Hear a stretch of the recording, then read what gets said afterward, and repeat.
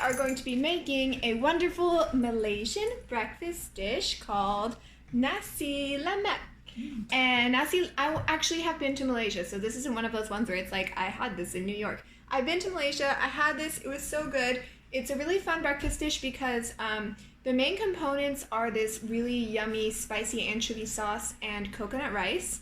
And then you can kind of put whatever you want around it, but what we're gonna put and what's really typical are soft-boiled eggs, peanuts, cucumber slices, and then I'm gonna bread and fry some anchovies. Anchovies? No, not anchovies. Anchovies are in the sauce. Some sardines. No? Sardines? Kippers?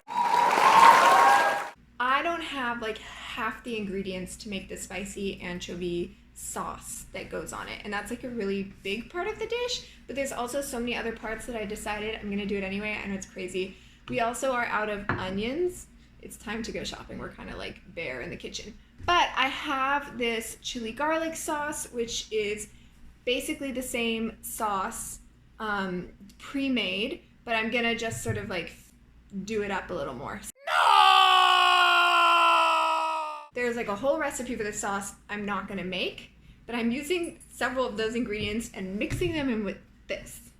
Does that make sense? Probably not. So when I link the recipe below, just know that I'm really going pretty far off of the recipe.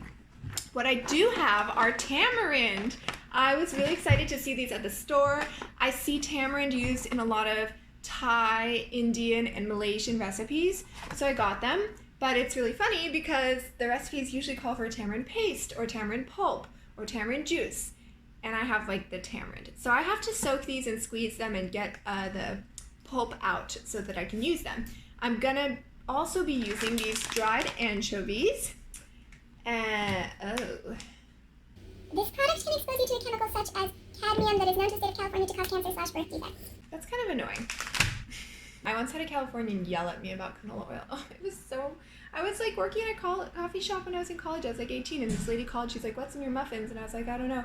And she's like, "Do they have canola oil?" And I was like, "I'm not sure." I had like a line of people out the door, and she was like, "In California, canola oil is illegal because it causes cancer." And I started crying. It was really bad. Sorry to Californians that I'm using this radioactive ingredient. I didn't know when I bought it on Amazon. Is that because of the fish? Anyways, if you know why these fish have this danger, then let me know. I've been talking way too much, so let's get started. Oh, there's some more stuff I don't have. So I don't have lemongrass or what are they called? Pandan leaves. There's this fragrant leaf I'm supposed to cook with my rice. I do have ginger and garlic, but I don't know. This whole thing is just really off recipe. But you know what? We're gonna do our best. We're gonna salvage it. We're gonna make it look somewhat like Nasi Lemak, and we're going to enjoy it. And in the future, I would love to make it with all the proper ingredients, but today, just gotta do what we can do. Okay, let's get going. All right, first step is to make the rice. I'm using jasmine rice, coconut milk. It's gonna simmer with a little bit of ginger, a little bit of garlic, like I told you. Maybe some scallion, maybe not. I'm reading about the recipe, and it says Nasi Lemak literally means rice fat. However, the fat refers to the creaminess of the coconut milk. So we're making rice fat.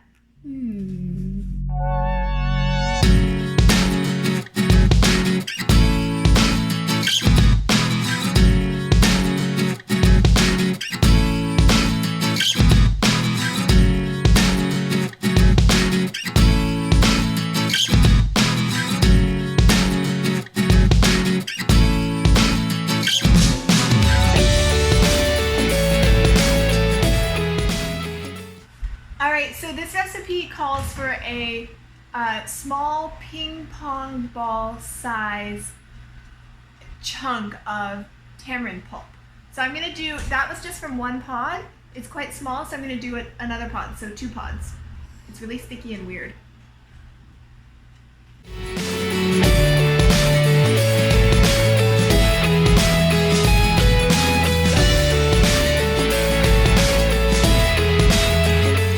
So these are the seeds, and I know this is really also nasty looking, but they have a lot of pulp on them, so I'll put them in the water and try to see if it can come off so we can get as much pulp as possible.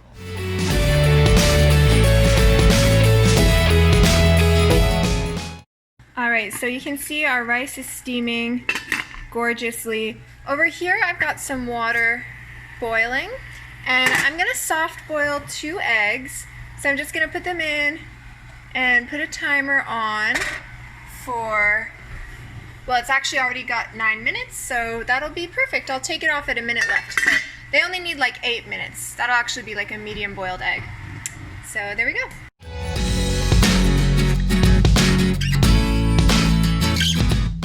So now it is time to deep fry the anchovies. I'm gonna rinse them, pat them dry, and then fry them in a 1/4 cup of oil until they're golden, and pat them dry again.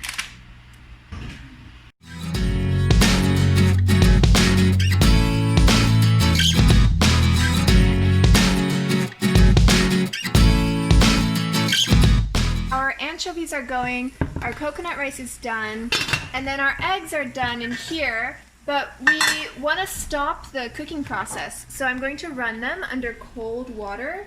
This is pretty important because if you don't do it, you're not going to have that like gooey soft yolk. All right, here are my ice cubes.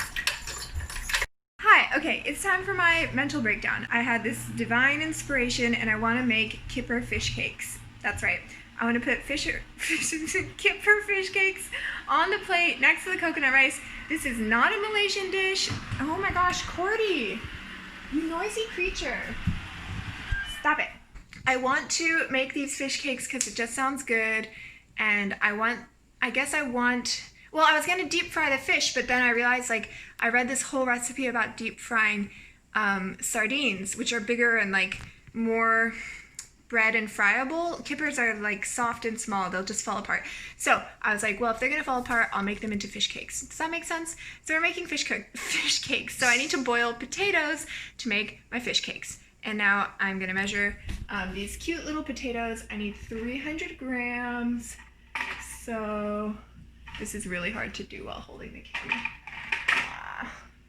Oh my gosh. Look at my claw. These anchovies look awesome. I just like want to set some aside because I think they're particularly beautiful. And the rest of them, I'm going to be adding my chili and my tamarind. But I actually really need to make this a sauce.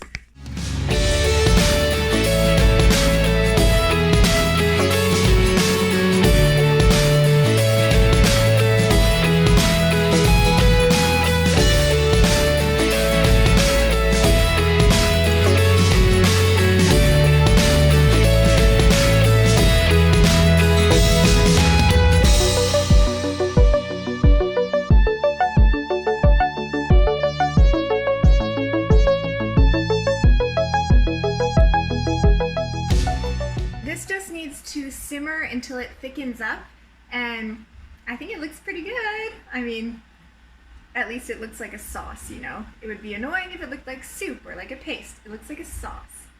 Our potatoes are doing well. I've got these kippers. I'm gonna squish them up, and then we're gonna be mixing these with like capers, other stuff, I don't know. Link the recipe below, putting breadcrumbs on them and then frying them. So after that, then it's just putting all the elements on a plate and eating. All right, it's time to make kipper fish cakes.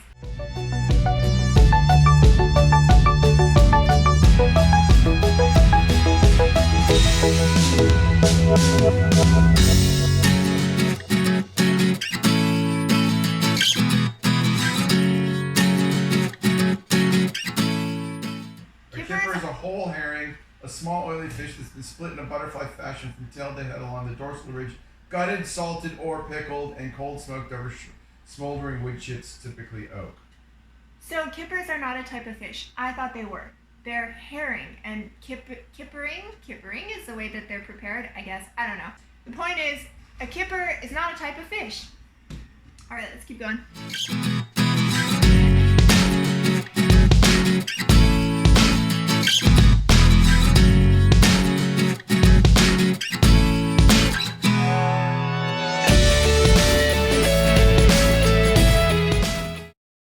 This is our sauce. sauce, it is thickening up a little bit, not as thick as I would like, but it looks good. Over here we have the potatoes, which I want to check. Just gonna stick a fork in. Oh yeah, they're cooked. And then here's the oil where we're gonna cook our fish cakes, but I need to lightly fry these peanuts. I'm gonna heat it up a little bit, fry them, remove them, and then we'll use it for our kippers. But right now, let's get these potatoes into our fish cakes.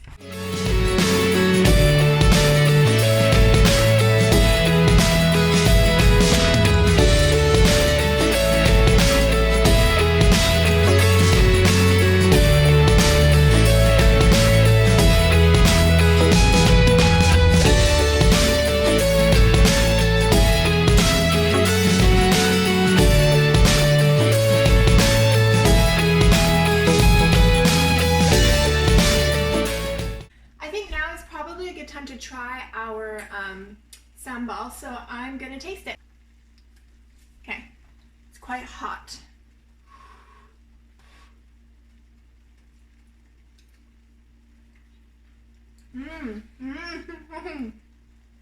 Yeah, finally something that is truly spicy. Woo! This is like spice level 8 on my scale. It's really good. Oh yeah. And it ends with the crunchy, chewy fish. You beautiful samba. I love you. Mwah.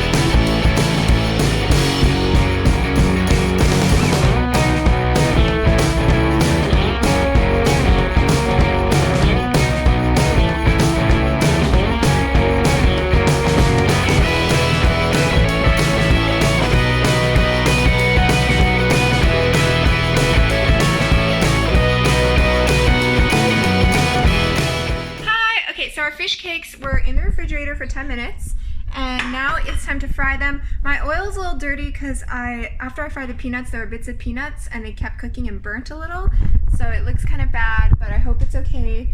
And I've got my whole setup here. There's like a ton of stuff here, but we're gonna be putting all of this onto our final plate and I am so ready to do that. Okay, I gotta get you, whoa.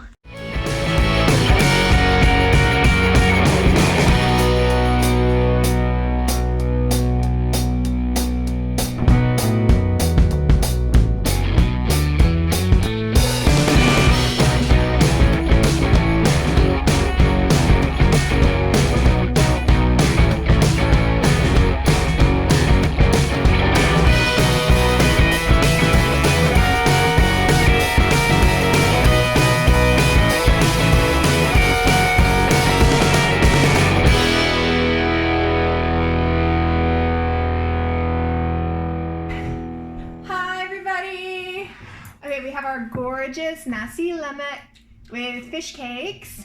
I'm gonna give you all a little bit of everything, except I'm not gonna give you the sambal because it's super spicy, unless you want to try it.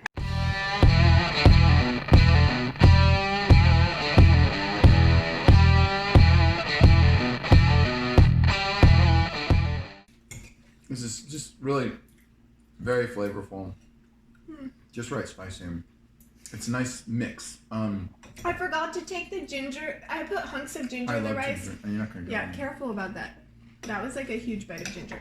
It's definitely the most seafoody I've ever eaten. For breakfast. You're not a seafood Well, just in fan. general. I mean, seafood had to grow on me over the years. It's probably not my go-to, but not because of the cooking, because the cooking is perfect.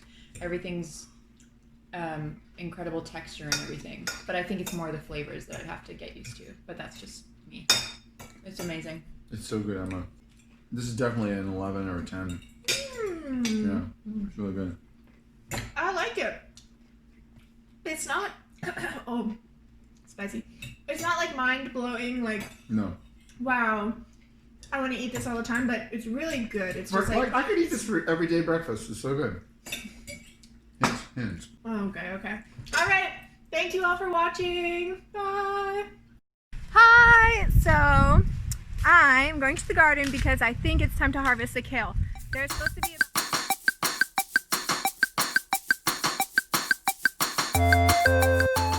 What do you guys think that I should do with my kale? Comment below and give me ideas. All I can think of right now are like kale chips or salad. So surely you have more creative ideas than that. Link a recipe and maybe that will be my next little video. Who knows? You never know. Okay, bye.